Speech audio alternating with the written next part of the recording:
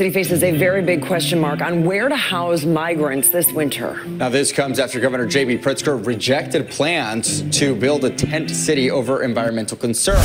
Marianne Ahern on the story for us. She's here now with much more. Marianne. Allison, there have been fewer buses over the last few days, but city leaders know that is temporary. Suburbs have been asked to help. In Naperville, one city council member, he suggests residents take migrant families into their homes. Taxpayer dollars are not and will not be used to house or aid potential migrants. Councilman Josh McBroom suggested perhaps residents will open their homes to migrant families. We do have a very affluent community, a lot of big homes, and what I'd like to do is direct staff to create a sign-up sheet.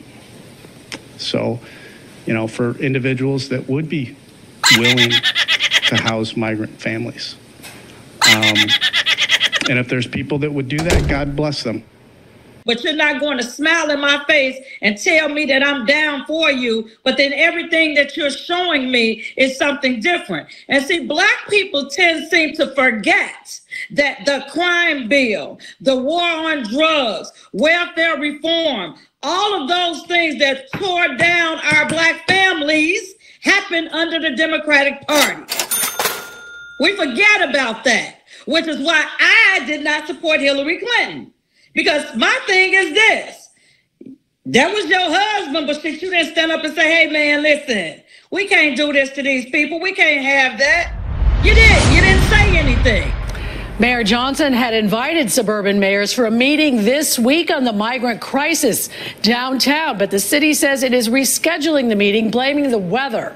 However, multiple sources tell us very few mayors or their chiefs of staffs agreed to attend Mayor Johnson's meeting. Stefan? Marianne Ahern with the latest tonight. Marianne, thank you so much. Migrants first came to sanctuary cities. Democrats rolled out the red carpet. They pitched them wedding tents, filled them with recliners, popcorn machines, Xboxes. Leaders of sanctuary cities campaigned on the issue and boasted about all the illegals they'd let in, remember? Protect our immigrants during the COVID, our immigrants stayed. They provided a service for the city, and I believe we need to continue to make sure this is a sanctuary city. We have a responsibility to make sure that families who are seeking love and support here in the city of Chicago and throughout the state of Illinois, that they are not just welcome, but they are serviced. But house guests can only stay for so long before getting on your nerves. What the camel's back for me was when we showed up at City Hall in the hundreds, and City Hall has never had that many Black people show up at city council meetings in the history of this city. And when we all show up and we're saying to you, we want you to vote against the sanctuary city status, when we're saying to you, this is not okay with us, and you basically thumb your nose up at us, oh no, oh no. And then one more point to that. I came home, and before I really started coming out against Brandon and the Democratic Party, I called Brandon Johnson's office. I had a cell phone. It used to take him a couple of weeks to get back to me, but at some point he would call me back or send me a text. I called Brandon. I called Congressman Davis. I called my state representative. I called my state senator. I called my state congressman. And when I tell you, and these are people that I know, people that I've supported, people that I've gotten out and campaigned for, so they know. 5,000 migrant students added to Chicago classrooms. I think we all understand. Governor Pritzker downstate today. The state had been providing hotel rooms for migrants, but says 200 migrant families have transitioned out of hotels to shelter sites. We are trying to keep, in very difficult circumstances, trying to keep people safe in shelters as we're moving them on to more permanent housing and jobs. The migrant crisis, Mayor Brandon Johnson has taken a pause on opening new shelters in the city. And while the state of Illinois has housed migrants in hotels during this deep freeze, the governor's office now says that will not continue.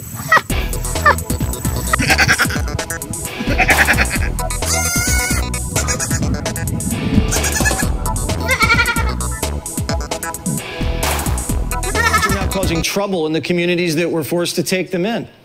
Migrants are turning their children into little banditos, sending them into stores to steal food and clothes. They're also canvassing neighborhoods, going door to door to panhandle, using Biden phones as translators and asking for food and for cash. Migrants have assimilated quickly, though, and are now adopting one of the oldest tricks in the book: running into traffic, faking getting hit by a car so they can extort the driver for money. Maybe Loverboy can take care of that kid. So is it just knock, knock? Let me have some dinero? What does it look like? What they're doing is they're ringing doorbells. They rang my doorbell, and my girlfriend answered, and they stuck a government-paid telephone right in the face. They're already pre-programmed in English, and it said, can I have some money? And she turned them away. There was 2 little children with them. They're going door to door. They went into Marine Park during the Christmas holidays at night. And the neighbors were concerned. They were scared. They were coming in through the side doors, ringing doorbells, asking for food, asking for money. Just this week, they stole one woman's laundry in front of her house. They're getting free Metro cards, so they take the bus into Kings Plaza to the shopping center, and they're robbing stores inside there. They're panhandling in the middle of the street. It's madness. I mean, we feel bad for anybody that can't put food on the table when they have young kids or can't wear a warm coat in the wintertime, but I mean, this is enough. I mean, we have enough panhandlers as it is that are American citizens. We have enough thieves as it is. I mean, obviously, this city is full. It's full. There's no jobs? I thought they were coming here to work. There's no jobs here? No, there's nothing available. There's 1,700 migrants in the Floyd Bennett fields with nothing to do. They're freezing to death in there. They have to leave their bunker area in order to wash up and take care of their needs. The children are not being schooled. It's a horrifying situation. It's only going to get worse. The British are coming! The British are coming! Wait, it's the Italians. The Italians